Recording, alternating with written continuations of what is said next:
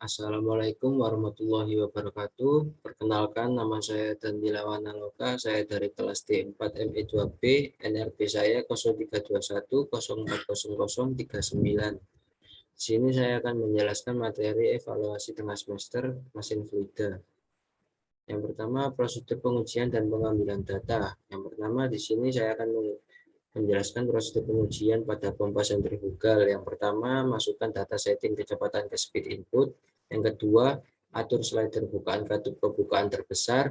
Yang ketiga, klik tombol run. Yang keempat, catat data. Yang perlu dicatat ada perubahan volume, durasi waktu, tekanan keluar, tekanan masuk, dan juga arus listrik. Yang kelima, ulangi langkah 2, 3, dan 4 untuk bukaan katup berbeda sebanyak 5 kali, misalnya dari 80% sampai 20%. Yang keenam, ulangi langkah 1 sampai 5 untuk semua kecepatan yang lain. Yang kedua, saya akan menjelaskan cara mengambil data pompa mix flow. Yang pertama, buka gate valve untuk mengosongkan collecting tank. Yang kedua, tutup gate valve setelah collecting tank kosong. Yang ketiga, buka penuh delivery valve. Yang keempat, jalankan pump dan setting kecepatannya. Yang kelima, variasikan bukaan delivery valve. Yang keenam, untuk setiap variasi bukaan delivery valve dari buka penuh hingga tutup penuh, yaitu ada tutup gate valve pada collecting tank, ukur laju kenaikan volume di collecting tank menggunakan penggaris Y, dan juga ukur tekanan pada pressure gauge dan vacuum gauge. Yang ketujuh, ulangi langkah 3 sampai 5 untuk kecepatan yang berbeda. Yang C ada kompresor sentrifugal. Yang pertama, caranya buka penuh katup, discharge, jalankan motor dan kompresor, catat tekanan dan temperatur suction dan discharge. Yang keempat, catat beda ketinggian di venturimeter. Yang kelima, variasikan bukaan katup discharge dari terbuka penuh hingga tertutup penuh. Yang keenam, catat data seperti di poin 3 dan 4 untuk setiap variasi bukaan. Yang ketujuh, ulangi langkah 3 hingga 5 untuk kecepatan putaran berbeda. Yang D ada rangkaian pompa seri dan paralel. Yang pertama, caranya mesin harus dalam kondisi mati. Yang kedua, atur katup dengan konfigurasi berikut, yaitu buka V1, tutup V2, tutup V3, buka V4, dan buka V5.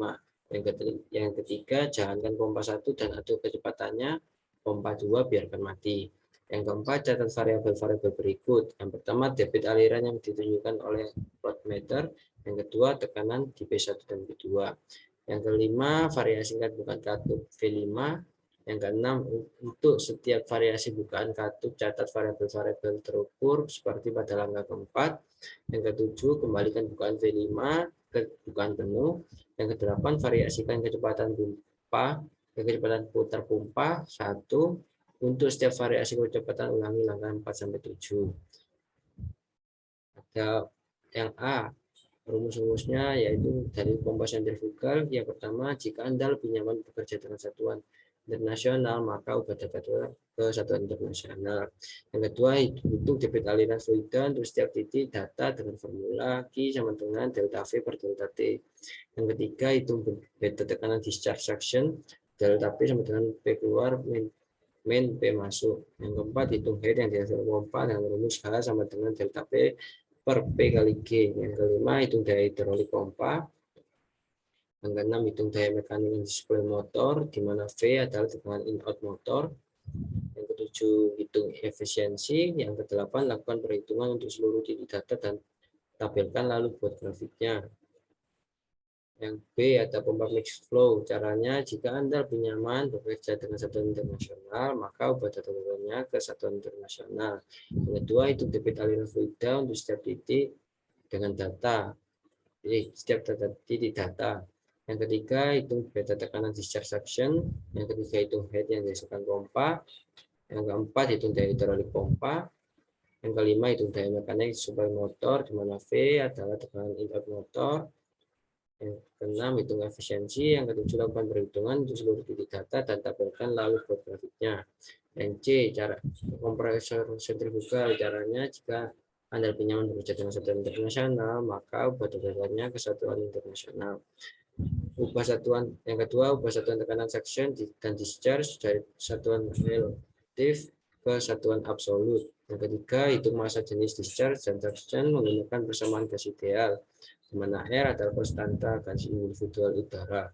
Yang keempat, ubah beta tekanan venturimeter ke satuan Pascal. Yang kelima, hitung kecepatan aliran.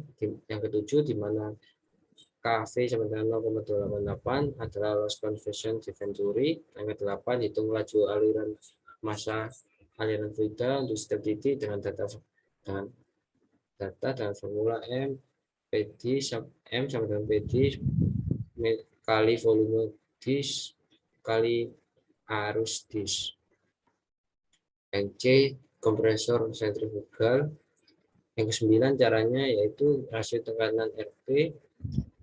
Yang 10, hitung temperatur isentropik keluar di mana K sama dengan 1,4. Yang 11, hitung head isentropik. Yang 12, hitung kerja isentropik dan daya aktual. Yang ke-13, silakan tentukan JP dari tabel sifat udara. Yang ke-14, hitung efisiensi isentropik. Yang 15, hitung efisiensi isentropik. 16, hitung daya mekanik yang suplai motor di mana V adalah tekanan input motor. Yang 11, hitung efisiensi total. Yang 18, lakukan perhitungan seluruh titik data. D, rangkaian pompa seri dan paralel. Pertama, jika Anda lebih nyaman bekerja dengan satuan internasional, maka ubah tentukannya ke satuan internasional. Yang kedua, hitung beta tekanan discharge section. Yang ketiga, di mana untuk konfigurasi paralel, P keluar adalah rata-rata tekanan keluar kedua pompa. Yang keempat, hitung head yang dihasilkan pompa. Yang kelima, hitung daya hidrolik pompa. Yang keenam, hitung daya mekanik suplai motor masing-masing pompa, di mana V adalah tekanan input motor. Yang ketujuh, hitung efisiensi. Yang kedelapan, lakukan perhitungan untuk seluruh titik data dan tampilkan lalu buat grafiknya. Sekarang saya akan menjelaskan karakteristik pompa. Yang A, ada pompa sentrifugal. Pompa sentrifugal memiliki prinsip kerja yaitu mengubah energi kinetis yang berawal dari kecepatan aliran sebuah fluida menjadi energi potensial atau energi dinamis. Yang B, ada pompa mixed flow. Pompa mixed flow merupakan gabungan antara pompa sentrifugal dan aksial. Impeller pada mixed flow pump cenderung dibuat sedemikian rupa sehingga dapat mendorong cairan di kedua arah, radial dan aksial. Yang C, kompresor sentrifugal. Kompresor adalah peralatan mekanik yang digunakan untuk memberikan energi kepada fluida gas atau udara sehingga gas atau udara dapat mengalir dari suatu tempat ke tempat yang lain secara kontinu. Yang D, ada rangkaian pompa seri dan paralel. Pompa dapat kita pasang atau operasikan paralel atau seri. Jika kita ingin menaikkan kapasitas pompa, akan kita operasikan paralel dengan syarat head pompa sama. Sedangkan jika kita ingin menaikkan head atau tekanan discharge dari pompa, kita dapat mengoperasikannya secara seri dan syaratnya pompa kedua harus lebih rendah kapasitasnya sebab jika sama maka akan ada kapitasi. Berikut adalah tabel yang saya dapatkan setelah saya menjalankan uji coba pada praktek kedua, yaitu saya di sini menggunakan RPM dari 790, 893, 996, 1100, dan juga 1203. Berikut adalah data-data yang saya hasilkan. Di sini grafik TVSH yang dapat disimpulkan bahwa debit mengalami kenaikan ketika head pompa semakin besar nilainya.